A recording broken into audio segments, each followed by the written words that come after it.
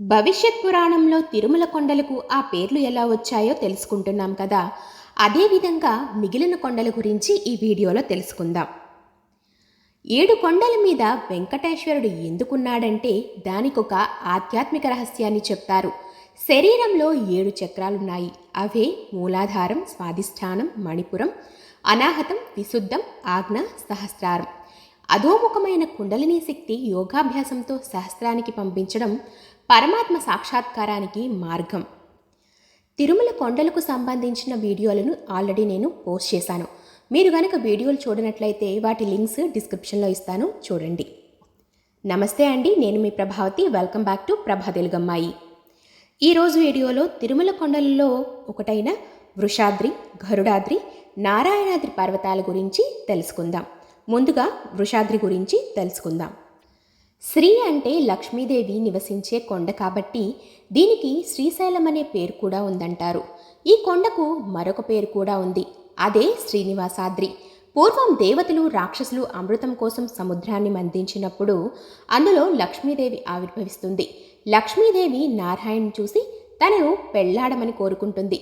అప్పుడు నారాయణుడు తనకు ఇల్లు వాకిలి లేవు, ఎక్కడ పడితే అక్కడ తిరుగుతూ ఉంటాను, పైగా తనకు భక్తులు ఎక్కడ భక్తితో పూజిస్తారో అక్కడ తాను కూడా ఉంటానని, కాబట్టి నువ్వు నా వక్షస్థలంలో ఉండు అని లక్ష్మీదేవికి చెప్తాడు శ్రీమన్నారాయణుడు. శ్రీ నివసించే చోటు కాబట్టి స్వామిని శ్రీనివాసుడని, శ్రీనివాసుడు నివసించే తిరుమలకు శ్రీనివాసాద్రి అనే పేరు కూడా వచ్చింది అని చెప్తూ ఉంటారు. దీనికే వృషాద్రి అనే మరో పేరు కూడా ఉందని అంటారు. ఇక ఆ పేరు ఎలా వచ్చిందో తెలుసుకుందాం. వృష అనే పదానికి ధర్మం అనే అర్థం.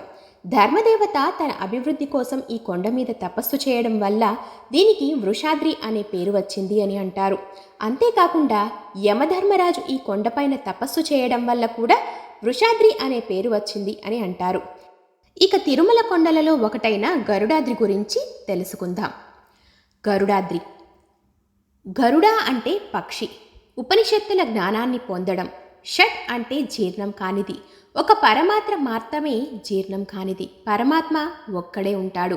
మిగిలిన వాటికి 6 వికారాలు ఉంటాయి: పుట్టినది, ఉన్నది, పెరిగినది, మార్పు చెందినది, తరిగినది, నశించినది. ఇవన్నీ పుట్టినవాడికి జరుగుతూనే ఉంటాయి. ఆ 6 లేనివాడు భగవంతుడు. భగవ ఐశ్వర్య బలము, వీర్య తేజస్సు మరియు అంతా తానే బ్రహ్మాండము అయినవాడు. ఉన్నవాడు, కళ్యాణ గుణసహితుడు, హేయగుణరహితుడు. అటువంటి భగవంతుణ్ణి జ్ఞానం చేత తెలుసుకోవడమే గరుడాద్రి. పూర్వం శ్రీ మహావిష్ణువు హిరణ్యాక్షుణ్ణి సంహరించిన తరువాత గరుత్మంతుణ్ణి పిలిచి తన క్రీడాద్రిని తీసుకురమ్మని ఆదేశిస్తాడు. ఆ ఆజ్ఞ మేరకు గరుత్మంతుడు దానిని తెచ్చినందువల్ల అది గరుడాద్రిగా ప్రసిద్ధి చెందింది.